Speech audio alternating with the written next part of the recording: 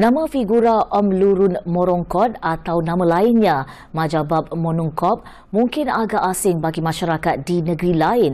Namun di Sabah, nama ini merupakan pencetus kepada kelahiran Kampung Sumangkap sebagai pusat pembuatan gong yang diiktiraf di negeri itu.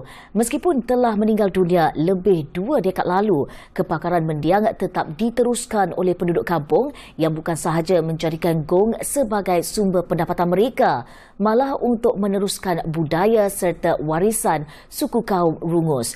Butirannya bersama Diah Muhammad Jaiz dan juru kamera Ahmad Fauzi Sarin.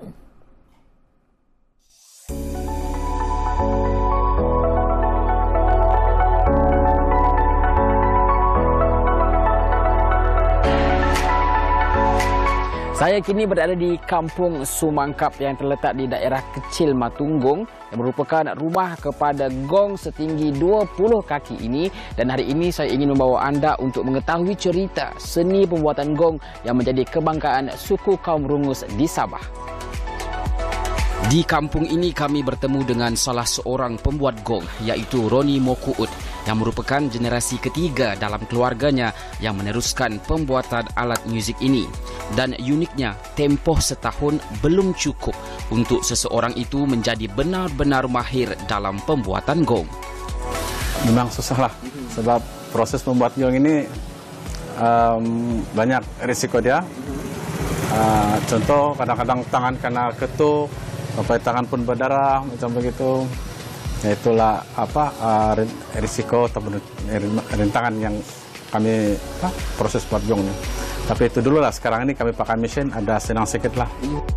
Proses pembuatan gong mengambil kira teknik mengetuk untuk membentuk zing atau tembaga dengan menggunakan kekuatan yang berbeza bagi mengelakkan ia bocor atau terkoyak. Pertama kali buat gong ni, dia berukuran macam 4 kaki, 8 kaki macam plewon, dan ambil dia punya size bulatan. Sudah itu kita akan potong. Sudah potong, kita lipat besiringin dia untuk proses penyambungan, dan yang kedua dia, yang seterusnya dia punya buncul.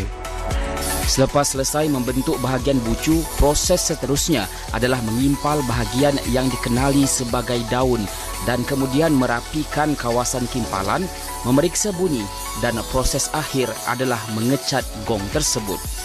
Penghasilan sesebuah gong bergantung kepada saiz. Sebagai contoh, gong yang bersaiz 14 inci memerlukan masa antara 2 hingga 3 hari, manakala gong yang bersaiz 3 kaki memakan masa lebih daripada seminggu. Mengakui proses pembuatan gong mengambil masa dan agak mencabar, itu mungkin akan melunturkan minat generasi akan datang. Namun beliau yakin ia mampu diatasi sekiranya diberi galakan berterusan. Ini adalah kebudayaan suku kaum Rungus, dan juga untuk kesinambungan di masa akan datang.